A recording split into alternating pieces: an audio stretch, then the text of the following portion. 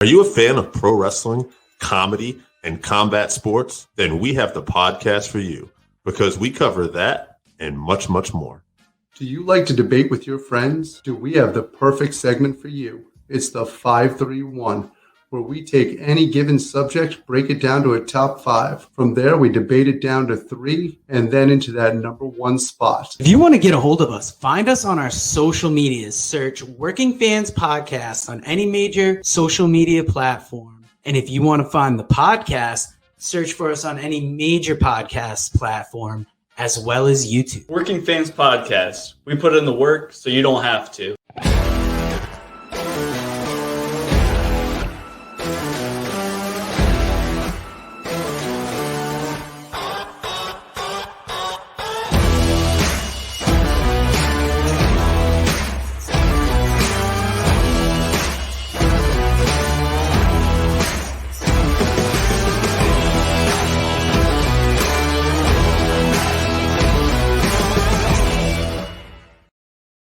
Fans, welcome back for Working Fans Saturday, episode 60, where this week, the man they call Dave and AJ Strangebrew are going to go over their top 5 Ring of Honor wrestlers of all time. But before that, they're going to be discussing their top 5 of the week.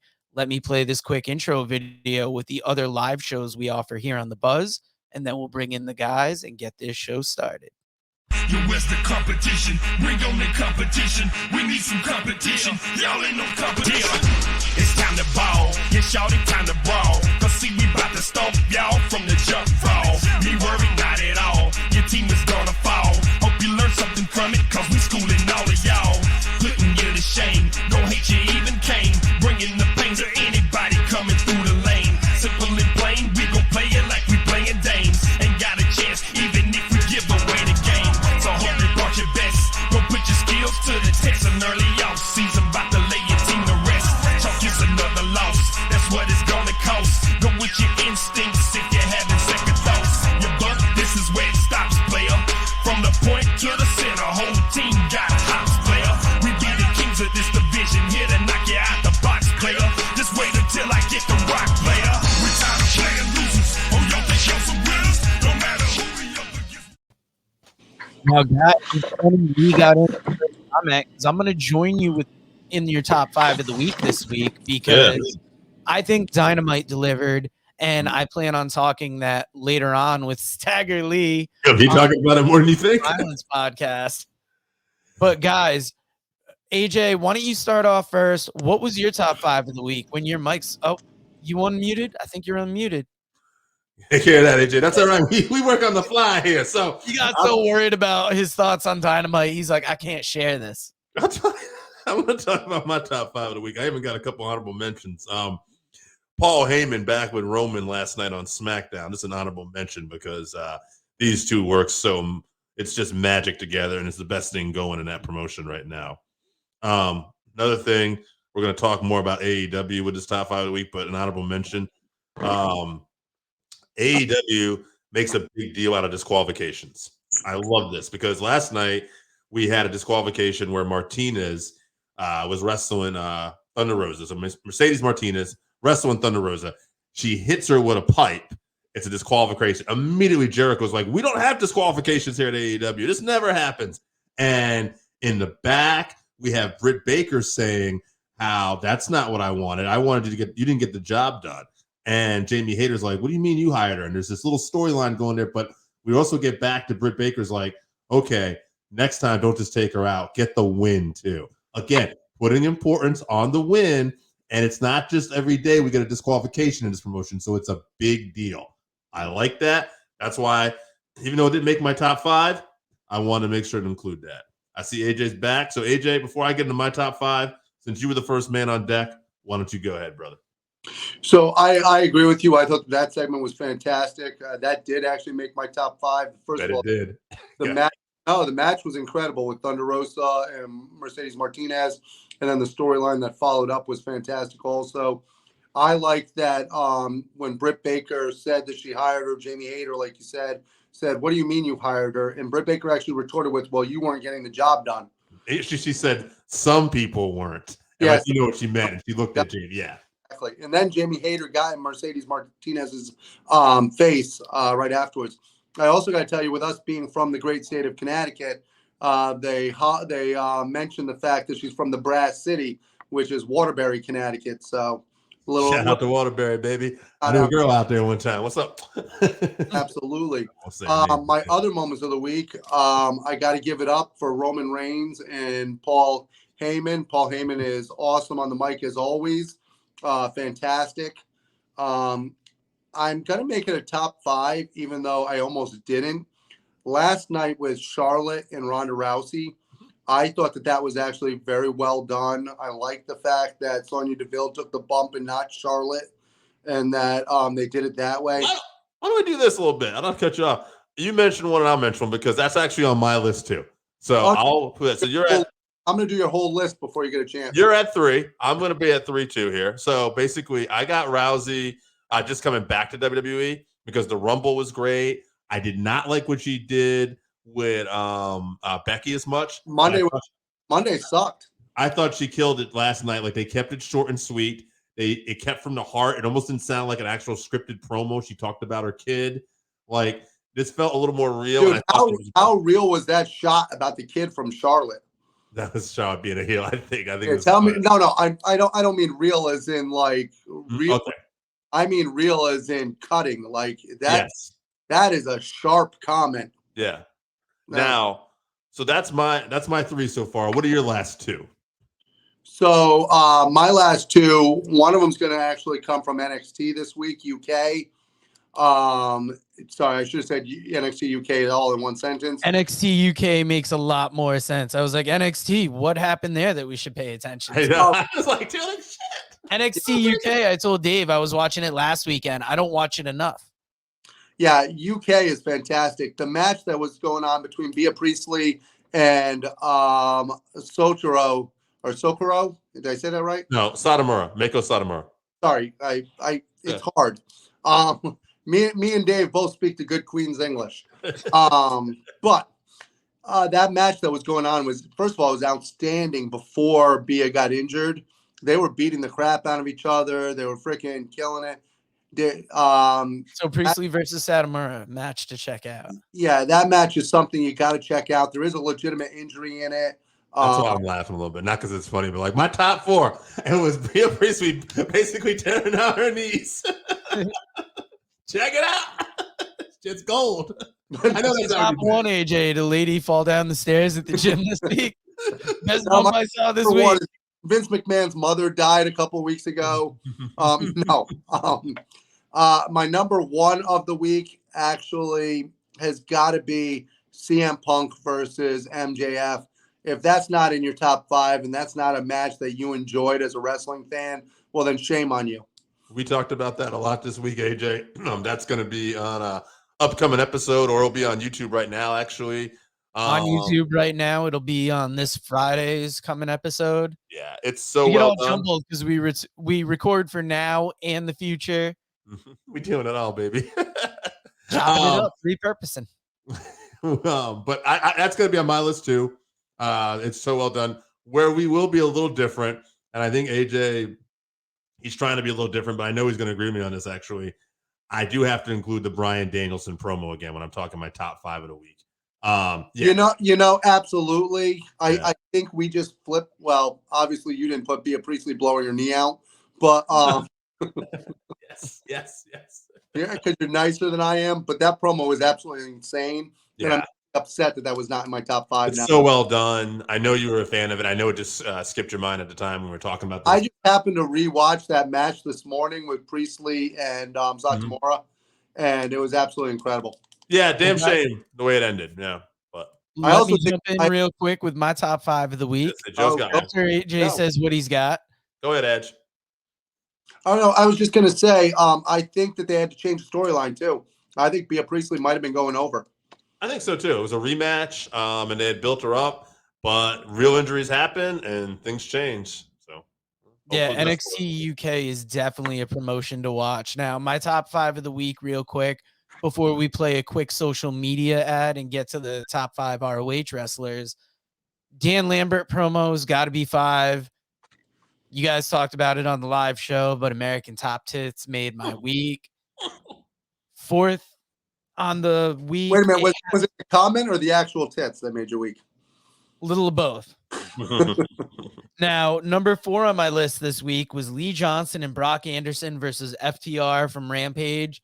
I'm going to go into this a little more on the Unscripted Violence podcast, but I liked this tag match, but it's such a weird tag team. Wait, I was looking at preparing here a little bit. You talking about that Lee Johnson and Brock Anderson? Okay, last week's, yeah. Yep. Yeah, because I was like thinking about last night's Rampage. That match last week, I just want to say I agree with you. That was a show stealer for me. Yeah. Because, Lee Johnson and Brock Anderson kind of fall under the radar. But, man, the chemistry they had, and I know they're talented guys, but, man, FTR obviously probably stirring the ship in that match. Like, it was just beautiful. Beautiful match. Now, number 3 on my list is just Jon Moxley over the last couple weeks on AEW TV, coming out, being that big star. I want to see where that's going from there. That's big. Just like your top 5 is man coming back, getting back on track, getting sober. AJ's top 5, bitch blowing out her knees. She's gonna be hurt for months. She's gonna be sad. This man's gonna live to see his daughter grow up. We make you feel good. We bring you down. It's all about a roller coaster here, folks. We're taking you on a journey. Yeah, Working Fans podcast, we're always a mixed bag. Now, I think I've got a number 2 for you now. And number 2, I'm going to skip it because it's not as important as number 1. And that's the CM Punk MJF match. I just can't say enough about this match. I knew the ending when you guys were talking about it. So when you said you might not want to watch, I had just passed that point. Plus, I had watched reviews, so I knew what I was getting. And this was a 5-star match. They gave us arguably one of the matches of the year early on. I want to ask you, though, since we're just talking here as fans, this doesn't happen often, and me and you kind of get into a fan conversation. But do you agree with me or AJ, or do you disagree? Wouldn't it have been pretty cool if they ended it with the tape and he choked him out and everybody's just shocked? Or do you think? Oh, yeah, because that would have 100% gotten the heat. That would have left the place boiling. Right.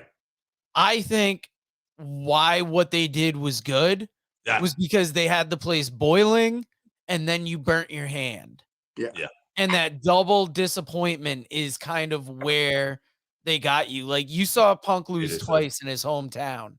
Yeah. And if MJF doesn't bring that up in promos going forward, I will be very surprised. That is literally what I said yesterday, was that they did an outstanding job, because the whole crowd, once it got restarted, was like, oh, well, good, CM Punk is going over.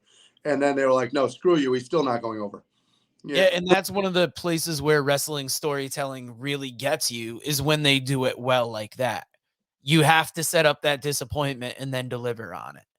And I think, like I was telling AJ yesterday, I saw in the comments where people were like literally on Instagram, somebody had mentioned, so basically Punk lost twice in his hometown. And then a comment was like, this is bullshit. And I'm like, oh man, they fucking got you, son. Yeah. Like, you're getting worked up. Like, this is a storyline and it's a good storyline. And you're biting on this like you're arguing about your favorite promotion. Is it AEW or WWE? You sound like one of those fans, but you're instead getting pissed off about a kayfabe storyline. If any, what they did with that comment was prove how good the storyline was.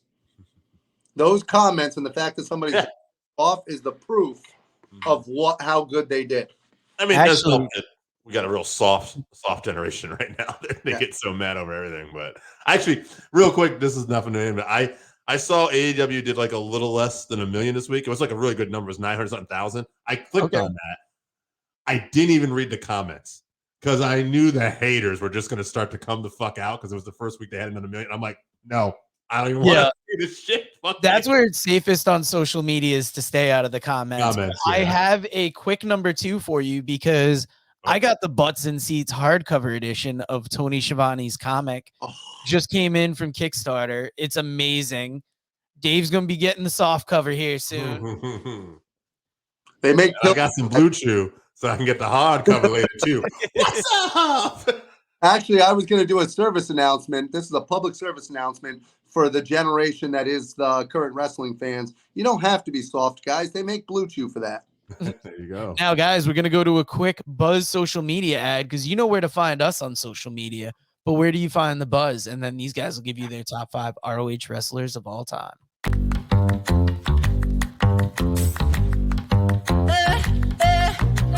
Get the Lambo car, house in the hills with the stars. Told you I'd raise the bar, told you that I go far.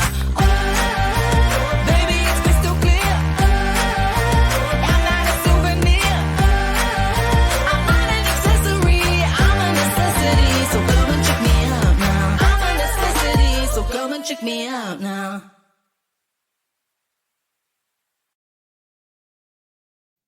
AJ, we're talking top 5 Ring of Honor wrestlers of all time. I am going to just start reading some lists here. Jesse from New Hampshire, he's got a great list. CM Punk, Samoa Joe, Bryan Danielson, Jimmy Jacobs, Tyler Black, little guy people remember as Seth Rollins. Wow. Kevin Barrett, he's got Samoa Joe, the Briscoes, Bryan Danielson, Jay Lethal. Sonny Martinez. Do the Briscoes count as one? I'll get to that later. Sonny Martinez. He's got Steve Corino, Matt Taven, Jay Lethal, and Jay Briscoe and Jay Lethal. So some people will divide them up. I know Matt Taven was a champion, but to put him as one of the top 5, shame on you. Cyrus Young too. I would not put. Wow. I like Cyrus Young, but not top 5. We're gonna get. There's a few of these that are going to work me up a little bit, actually. I like all of the wrestlers that people are saying so far, but some of them are top 5. This is the top 5 of all time.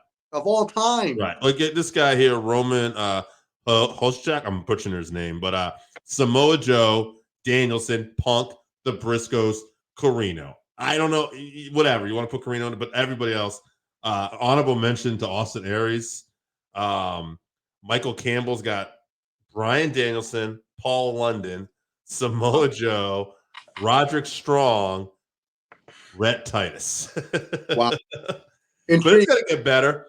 Kenny Kohler, he's got Punk, Samoa Joe, Tyler Black, Danielson, Cabana. I don't know about that one. All right, this is the one I've been waiting for. Yale Hannon, he's got Joe. I'm going to take that Samoa Joe. Bryan Danielson, Them Boys, which I'm going to take as the Briscoes, Lethal, and then his final one for the top 5 Ring of Honor wrestler of all time. Is going to get you. Beer City Brawler. First off, it's the Beer City Bruiser. I hope you're trolling us with this, but that's awful. And I got annoyed. So if you were trolling us, it worked. I mean this from the bottom of my heart. You suck. Blair Krieger's got Punk, Steen. That's a good one, having Kevin Steen in there. Samoa Joe, Bryan Danielson, and Roderick Strong. And Albert Bettis. I don't know if I've said this name yet. Joe Danielson, Punk, Briscoe, Nigel McGuinness. That's a good one. That's a good one. And now that I say that, the next one I have here, Jesus Salas Rodriguez. He's got Joe, Nigel, Danielson, Punk, and Lethal. Nigel is a fantastic one. Yes, and I think that's I don't want to say that might be it. I might have missed somebody. If I did, thank you for contributing your list. I am going to read my top 5, and then I will leave this with AJ, and then we'll discuss. I got for myself, CM Punk, Bryan Danielson, Samoa Joe. I also had Nigel McGuinness, and I had for a tie the Briscoes, because to me, you got to have these guys on there. And I just think they, it's kind of like talking about the greatest ECW wrestlers. And if you want to put the Dudleys, it's the Dudleys on there. So I had no problem with them going in as a team in this case. I love the Briscoes. I have the utmost respect for the Briscoes, but they're not in my top 5. That's fine. What do we got? Because I got Joe. Yes. Nigel. Yes. Punk. Danielson and Steen. Yeah, and that's a great list. Like I think that's. I'm not knocking the Briscoes. They could have made my top 5 if I didn't have Nigel. Then I probably would have included them. And we're not knocking anybody actually on this list. Oh no, we are. Well, there's a few people, probably the Beer City Brawler, but like what my point is, like, there's some good wrestlers, but your top 5 of all time, Colt Cabana, Rhett Titus, no, guys, it's not what they're doing.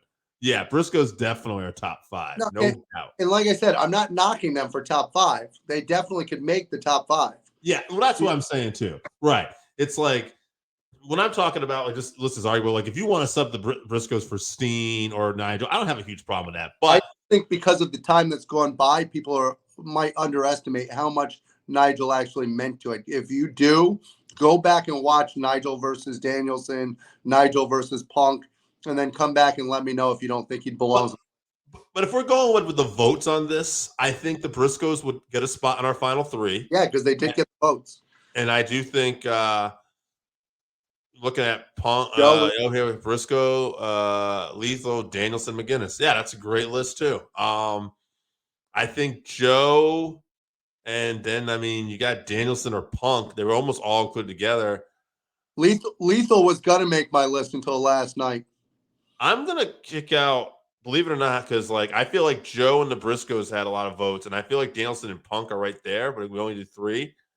And out of the 2, I'm going to say Danielson meant a little more to Ring of Honor. Okay. Right? That's I'm with you. Absolutely. Yeah. We're not talking about wrestling as a whole and who has the bigger brawl. Absolutely. Right. And this is arguable. And so that being said, with AJ, I am going to agree, though, out of these 3, I would kick the Briscoes out first, and then I would have this down to Joe and Danielson. Now, when you look at Samoa Joe, let's say if we just take his work as an independent wrestler, what he did with Impact, and what he did with Ring, and these companies, by the way, are not even independent; they're big promotions. The problem is Joe doesn't have as much time in Ring of Honor, even though he was important to Ring of Honor's beginning. Yeah, he went to TNA relatively early, and he did go back and forth between the 2, but he went to TNA to Impact early on, whereas Danielson has a little bit bigger of a pool there. I was gonna say, I just like Danielson's body of work more in Ring of Honor. I when you talk about so I think we're in agreement. Danielson will be our number 1 Ring of Honor wrestler of all time. But I want to add this too, because we just saw in the comments there, such a vast talent pool for so many years, so many great people. We didn't even talk about Christopher Daniels, like the Motor City Machine Guns, Frankie Kazarian. The Bucks, obviously, were in Ring of Honor. Cody and Kenny, everybody had a chance. It's incredible talent pool to pull from. And we were all kind of sad that Ring of Honor dropped off. But I do have to say, it's kind of funny.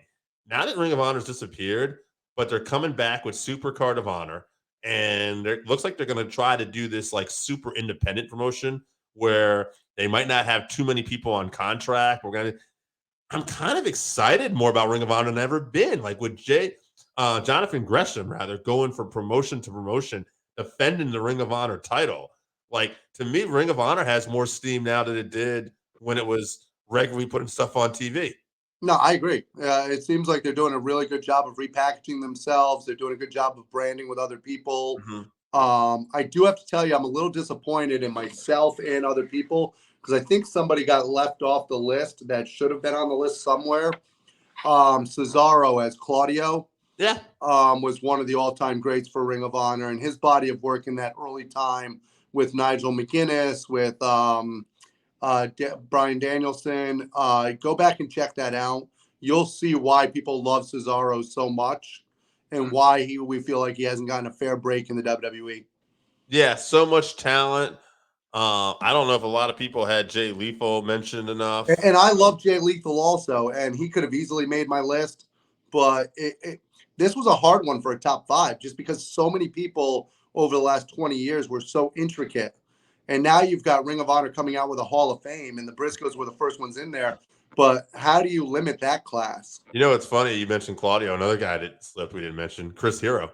Absolutely. That's another great one. So, and talk about someone the WWE shit on. Cassius Ohno, baby? Oh, no. Oh. I had to throw a very awkward elbow because I forgot the mic was right. they might as well just put polka dots on him and call it a day. Oh, just a common man, baby, if you will. Well, I'm excited about the future of Ring of Honor. Actually, I thought that they would not be back this year, but now that I see Jay and everybody working with Impact, I know some of those guys Impact signed, like PCO. I'm pretty sure Matt Taven and right. But it is pretty cool, and I have to say, seeing them in other promotions, like Ian Riccoboni, like I'm really appreciating him as a commentator. I'm really just appreciating. Actually, it's kind of funny. I watched Impact this week, and I'm pretty sure Bobby Cruz didn't just call the Ring of Honor match. I think he called all the matches, and I'm like, hey, where's Dave Penzer at? Dave. I like the fact that Impact has a working relationship with Ring of Honor. So Yeah. allowing them to sign the guys to give them a regular paycheck all year, and then they'll be able to also work the Ring of Honor spot shows. So And just seeing Deonna Purrazzo with the Ring of Honor Women's Championship, and she's got the AAA Women's title, and then we still have Mickey fresh off the Royal Rumble with the Knockouts belt. the only title Deonna Purrazzo doesn't have is the organization she belongs to. Would it be something if we're spinning off a little bit here, but Mickey works with NWA too. Wouldn't it be something if Mickey got the NWA Women's title and then her and Purrazzo met and all the belts were on the line? Yeah, unify all of them. That would be some shit. And then AEW is always open for business. Yeah. Actually, we will close on this since we're just talking about wrestling for the week here. Tony Khan had a tweet that came out today about Open Door. Did you hear this, AJ? No, I haven't seen anything yet today. All right, I will show you this then. Ladies and gentlemen, Dave is bringing you breaking news.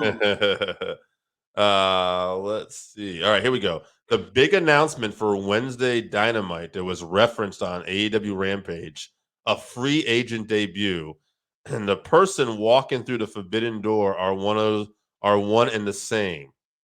They're walking in the door, signing a contract, and then slamming the door shut Wednesday on AEW Dynamite.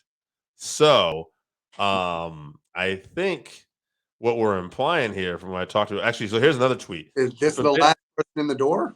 Well, here's another tweet that might shed some light on this. The forbidden door can be open for anyone from any wrestling promotion in the world, whether or not it's a company on good terms with AEW, or even if it's someone from a company that's open for business. You might remember Triple H said that before when talking about open for business. They're also welcome to slam the door in the face of their prior company. So that implies to me this is somebody who recently just came up.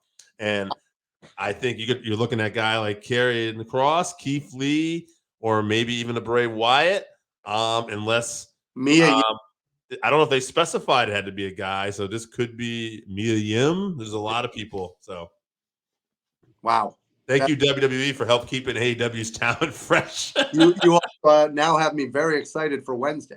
I'm very excited. Good job on that one. Yeah. So on that note, this is Dave. This is AJ. We're here on Working Fans Saturday for the Buzz. We do the work so you don't have to. Appreciate you.